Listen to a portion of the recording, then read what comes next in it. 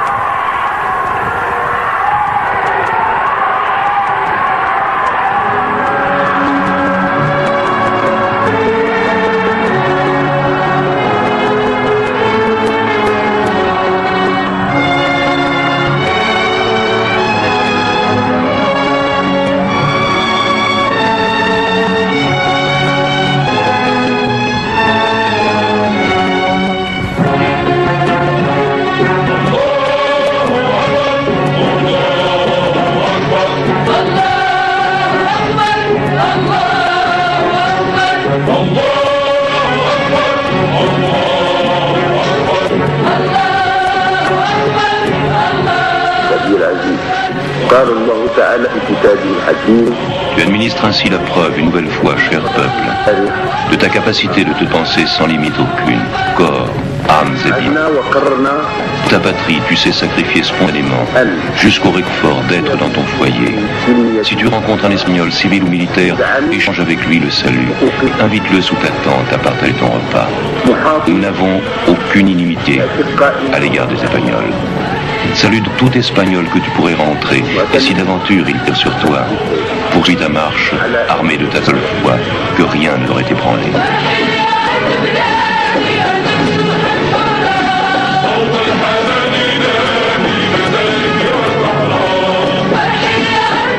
Le pari semble gagner.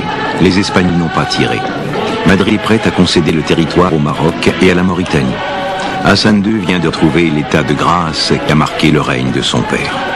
Le 6 novembre 1975, jour de marche verte, demeurera probablement la date la plus décisive de son règne.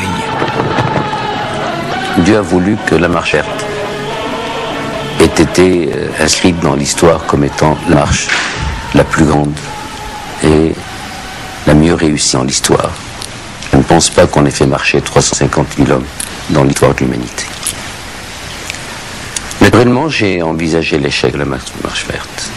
Et je dois vous dire que le jour où l'on m'a dit que la marche a réussi, le jour où les marcheurs sont rentrés du sud, j'ai regardé le lendemain mon pays d'un tout autre regard. J'avais l'impression d'y renaître, car j'avais décidé de le quitter. Oui, si la marche verte avait... Excusez-moi, le quitter? Oui.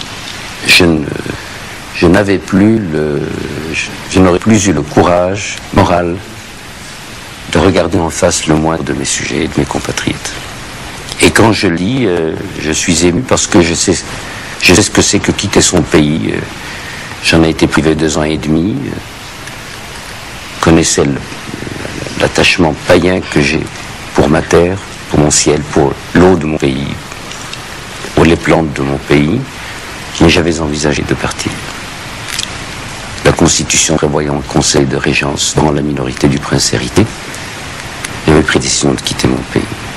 Et le lendemain, j'ai regardé mes arbres et mes montagnes et ma terre avec un tout autre œil. Excusez-moi l'émotion. Moi aussi, je suis ému à cette idée aussi. Enfin, grâce à Dieu, nous sommes là.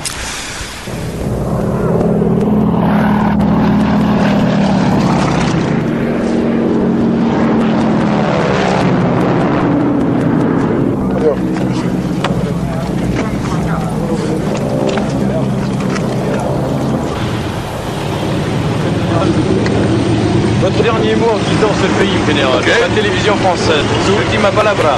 La última palabra, pues nada, que muy bien, que estamos satisfechos, muy contentos de que todo haya salido tan bien y de la relación.